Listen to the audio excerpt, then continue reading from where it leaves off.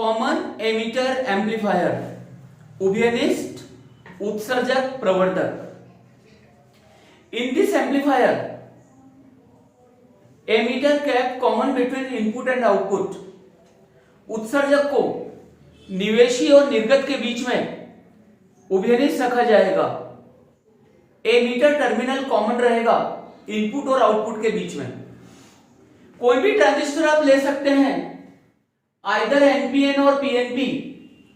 बस EB junction की forward होगी और सीबी जंक्शन की रिवर्स बायसिंग की जाएगी। तो एनपीएन ट्रांजिस्टर ले लेते हैं।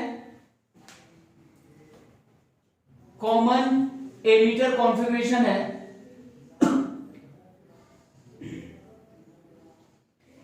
एमिटर को कॉमन रखा है इनपुट और आउटपुट के बीच में। जहां पर एरो का साइन होता है वो एमिटर टर्मिनल है, इसके ऑपोजिट कलेक्टर, और बीच का जो टर्मिनल है वो है बेस, आधार। एरो बाहर की तरफ है। This is the symbol of NPN transistor. यह एनपीएन ट्रांजिस्टर का संकेत होगा। अगर एरो अंदर की तरफ है तो वो पीएनपी ट्रांजिस्टर का सिंबल है। यहां पर एरो की डायरेक्शन करंट के अकॉर्डिंगली ली जाती है। जिस इनपुट एसी सिग्नल को आपको एम्प्लीफाइड करना है, जिसका आयाम बढ़ाना है, सप्लाइड अक्रॉस ईबी जंक्शन, ई और बी को सप्लाई करेंगे। ईबी जंक्शन की फॉरवर्ड बायसिंग है। ये कौन से टाइप का है? बीच का टर्मिनल बेस होता है, पी टाइप का है, और इसकी फॉरवर्ड बायसिंग की जा रही है। तो फॉरवर्ड बायसिंग में पी टाइप के सेमीकंडक्टर को बैटरी के पॉजिटिव टर्मिनल से कनेक्ट करेंगे। तो बेस को पॉजिटिव से कनेक्ट किया है और इमीटर को नेगेटिव से, ये प्लस और ये माइनस। ये बैटरी बायसिंग कर रही है बेस के लिए। So it's voltage denoted by वीबीबी। CB junction की रिवर्स बायसिंग करेंगे थ्रू लोड। एक लोड रेजिस्टेंस कनेक्ट किया। यहां पर कलेक्टर कौन से टाइप का है? एन टाइप का, और इसकी रिवर्स बायसिंग की जा रही है। नेगेटिव को पॉजिटिव से कनेक्ट करेंगे रिवर्स बायसिंग में। एन टाइप के सेमीकंडक्टर को बैटरी के पॉजिटिव टर्मिनल से कनेक्ट किया जाएगा। कलेक्टर के लिए है ये बैटरी। इसके वोल्टेज को लिखा मैंने VCC। This is load resistance RL। यहां पर डीसी कंपोनेंट्स को ब्लॉक करने के लिए आप आउटपुट में एक कैपेसिटर भी लगा सकते हैं, क्योंकि जब transistor as a mixer work करता है तो कुछ बैटरी के डीसी कंपोनेंट्स भी आउटपुट में चले जाते हैं। उन डीसी कंपोनेंट्स को कैपेसिटर से ब्लॉक किया जा सकता है, because capacitive reactance of capacitor is infinity for DC component. DC के लिए कैपेसिटर का इंपिडेंस या प्रतिबाधा, प्रतिघात अनंत होता है। रिएक्टेंस और इंपिडेंस इनफाइनाइट होती है डीसी के लिए। तो यहां पर एक कैपेसिटर आप कनेक्ट कर सकते हैं। पॉजिटिव से करंट इस डायरेक्शन में फ्लो हो रहा है। आउटपुट करंट है कलेक्टर करंट, या आईसी की डायरेक्शन होगी। यहां पर पॉजिटिव से करंट इस डायरेक्शन में आएगा। This is the direction of input current और base current. Then by KCL, Kirchhoff current law लगाने पर emitter current is equals to base current plus collector current. इन दोनों करंट का सम IE के इक्वल होगा। बेस करंट और collector current transistor की तरफ फ्लो हो रहे हैं, तो emitter current flow away from the transistor, ये दूर फ्लो होगा, क्योंकि अल्टीमेटली जो चार्ज कैरियर एमिट कर रहा है वो तो एमिटर ही है। तो जितना एमिटर में से करंट निकलेगा उतना ही करंट बेस और कलेक्टर में फ्लो होगा। अब यहां पर एक वोल्ट मीटर लगाएंगे विच मेजर इनपुट वोल्टेज, जो इनपुट वोल्टेज को नापेगा बेस और एमिटर टर्मिनल के अक्रॉस आपने ये पोटेंशियल डिफरेंस मेजर किया है।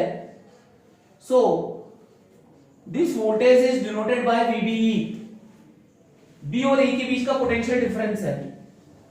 और यहां जो वोल्टेज डिफरेंस है ये किसके बीच का है, C और E के across, VCE, this is VCE।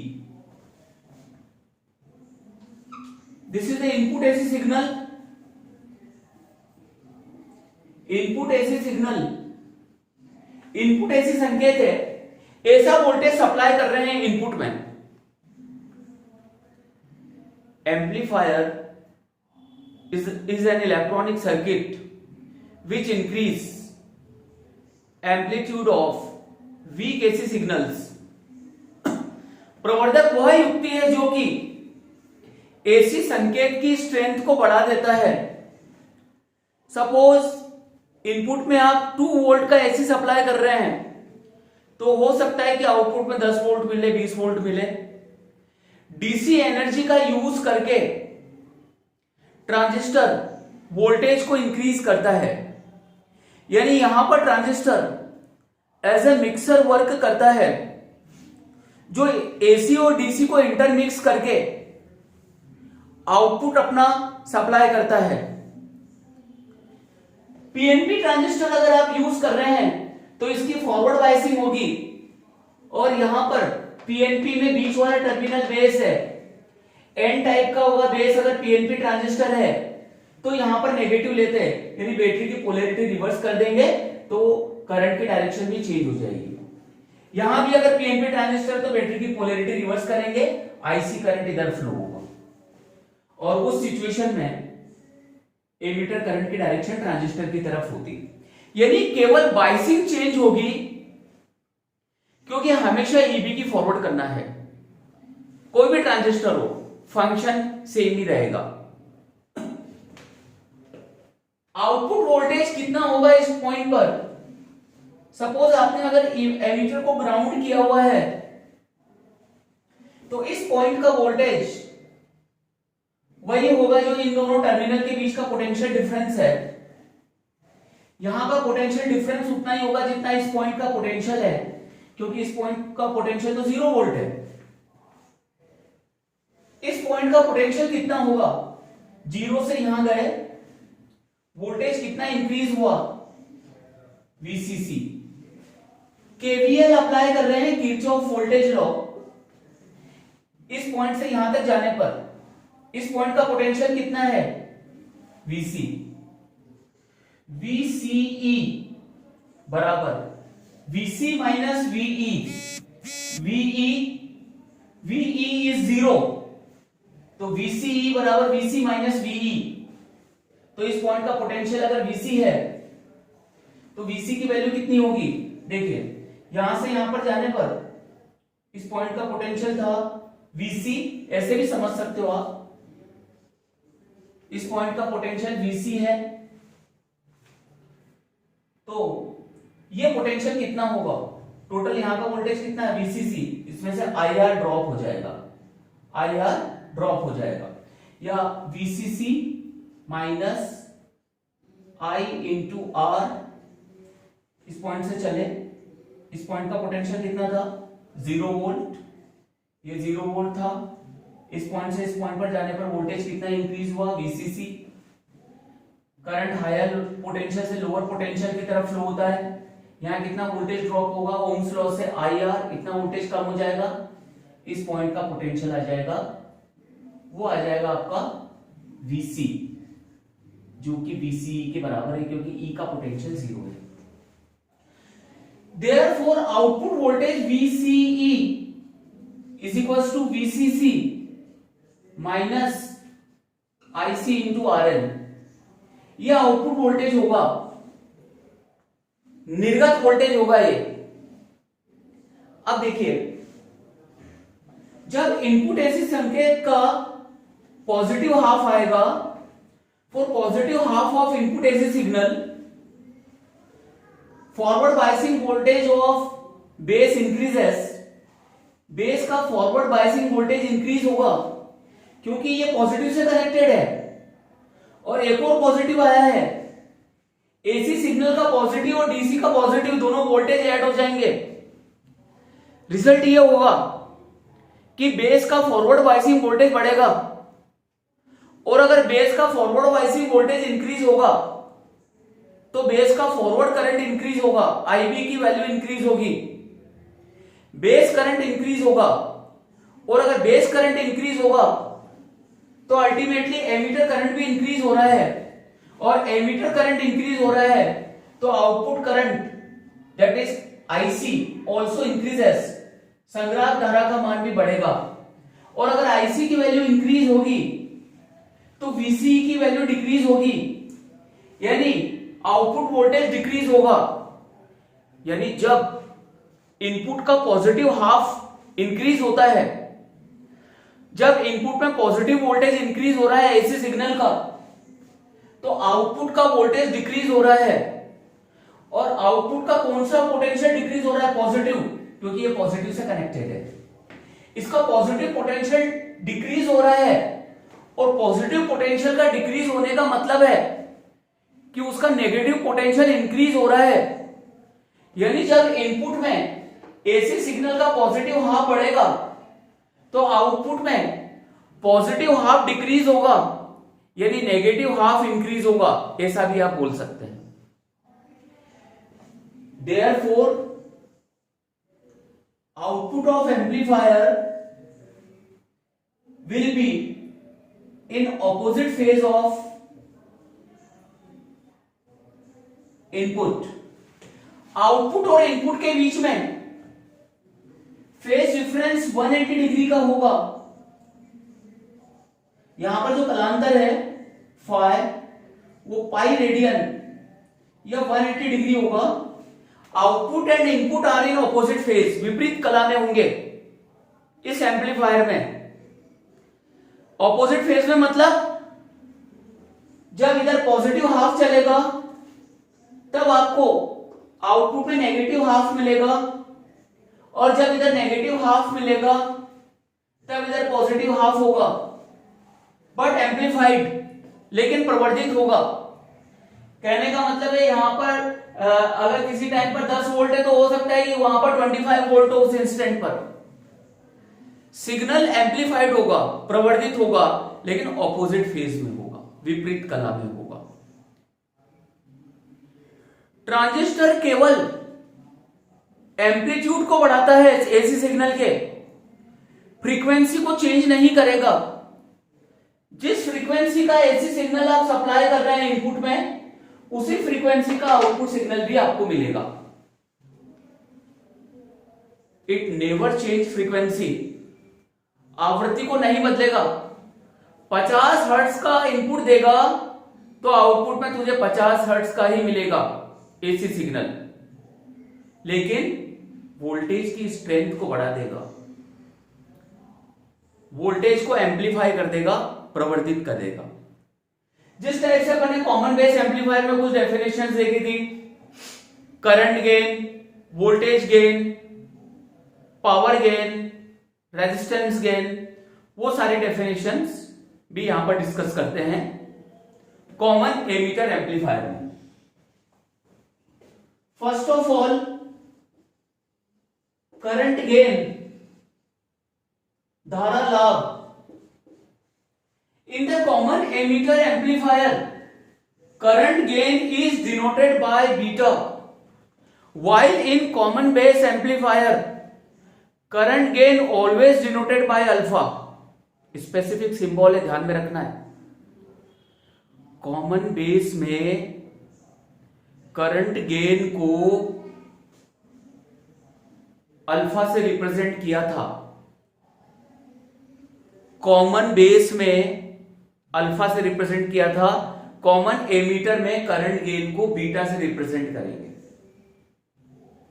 Common ammeter में करंट गेन को किससे रिप्रेजेंट करेंगे? बीटा से। करंट गेन का फॉर्मूला होता है output current upon input current. Output current क्या है यहां पर? आईसी, या आउटपुट करंट, ये इनपुट करंट आईबी, या आउटपुट वोल्टेज, ये इनपुट वोल्टेज। आउटपुट करंट है आईसी, इनपुट करंट है यहां पर IB.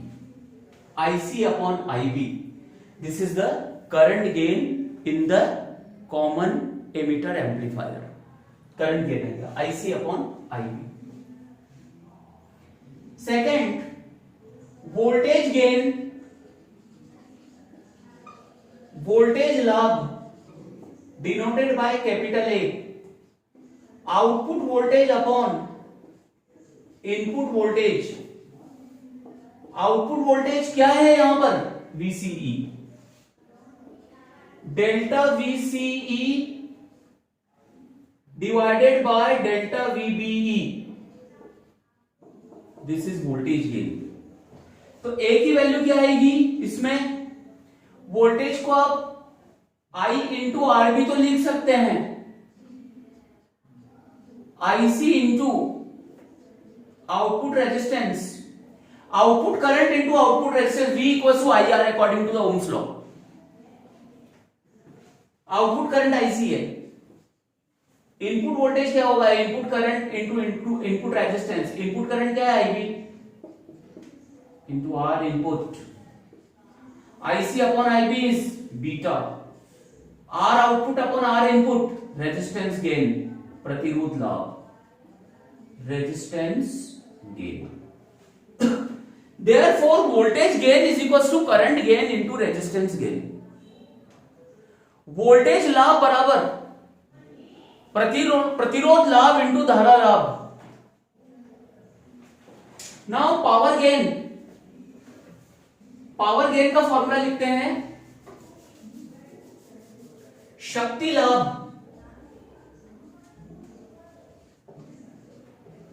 Power gain output power to the input power. Power को आप V इंटू आई भी तो लिख सकते हैं, ये होता है फॉर्मूला। एक voltage into current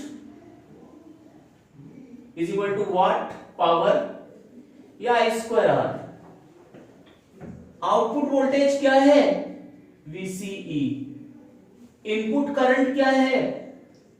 IB upon VBE into output current IC है ना, IC इनपुट करंट है IB। तो इन दोनों का रेशियो क्या हो गया? वोल्टेज गेन, और IC upon IB current gain beta. Then power gain is equals to voltage gain into current gain. शक्ति लाभ बराबर धारा लाभ इंटू प्रतिरोध लाभ, दोनों गेन्स का प्रोडक्ट पावर गेन। और मेरे को एक बात बताइए, इसको अपन I स्क्वायर R भी तो लिख सकते हैं पावर को, तो ये क्या आ जाएगा? IC square into R output, और इनपुट पावर हो जाएगा IB square into R input. तो IC अपॉन IB क्या हो जाएगा? Beta square into resistance gain, प्रतिरोध लाभ। These are the formula of current gain। धारा लाभ के सूत्र है ये। कॉमन एमीटर कॉन्फ़िगरेशन में, उभयनिष्ठ उत्सर्जक विन्यास में उसके फॉर्मूले हैं वोल्टेज लाभ और करंट लाभ। Power gain and voltage gain, current gain, इन सब की डेफिनेशन अपन ने डिस्कस की है। Now relation between alpha and beta. that is power gain in the common base amplifier and current gain in common base amplifier and current gain in common emitter amplifier. Alpha क्या था? Common base amplifier में current gain है धारा लाभ। Beta क्या है? Common emitter में current gain है। अल्फा और बीटा में रिलेशन डिराइव करना है। अल्फा दिया हुआ है तो बीटा फाइंड कर सकते हैं, या बीटा दे दिया तो अल्फा की वैल्यू क्या होगी? Relation between both current gains, दोनों करंट गेन में क्या रिलेशन होगा?